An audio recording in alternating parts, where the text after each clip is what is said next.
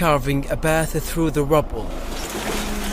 An overwhelming task as Palestinians return to their land and what's left of their lives. The level of destruction I've seen so far is truly beyond comprehension. Just opening the roads alone will take at least a month, just so people can access the area. The bulldozers are in poor condition. The one I'm using is leaking oil and needs major repairs. To be honest, we need 20 times the number of bulldozers we have got. Clearing the roads into Gaza City is the first step to recovery. But for many who have come back, beyond the debris lies only disappointment.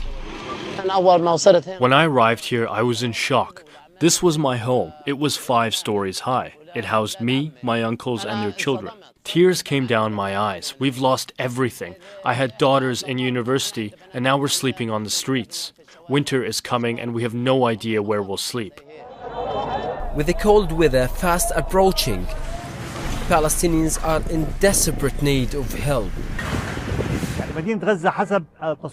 According to the latest aerial imagery, approximately 41,000 housing units have been destroyed in Gaza City alone. This translates into more than 8 million cubic meters of rubble. Gaza is under millions of tons of rubble, but road by road and brick by brick, Palestinians are determined to clear it and rebuild their homes, and that starts now. Muad al-Kahlout, Al Jazeera, from Gaza City, Palestine. Don't miss out and get the full picture. Subscribe to Al Jazeera for reliable news and expert insights. Like, share, stay ahead. Tens of thousands of displaced Palestinians make their way back home as the Al-Rashid coastal road reopens following the withdrawal of Israeli forces. Carrying what little they have, they march toward the unknown.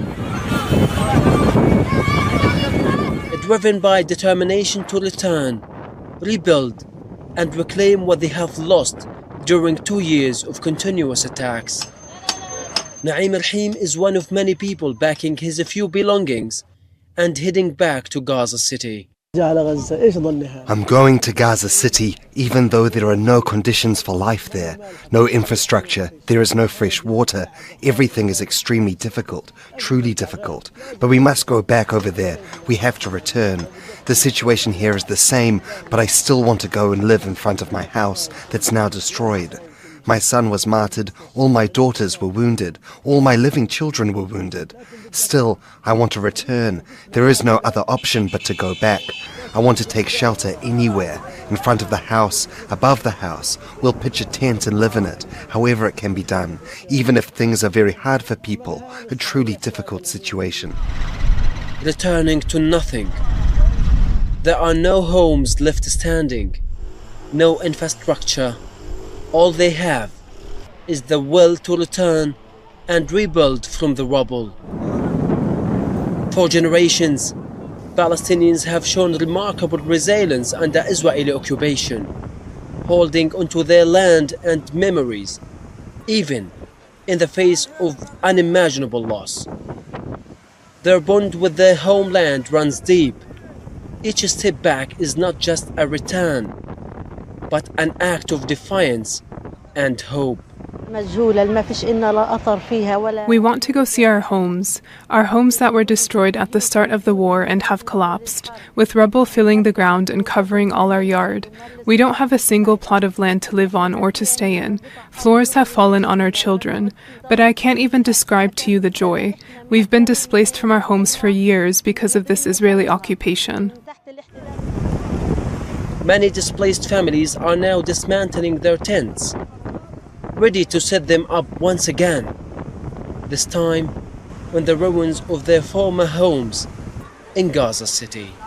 With the ceasefire going into effect, Palestinians are struggling to start their lives from scratch after Israel's destruction of their homes and neighborhoods. Muad al-Kahlout, Al Jazeera, from Al-Rashid Road, Palestine. Don't miss out and get the full picture. Subscribe to Al Jazeera for reliable news and expert insights. Like, share, stay ahead.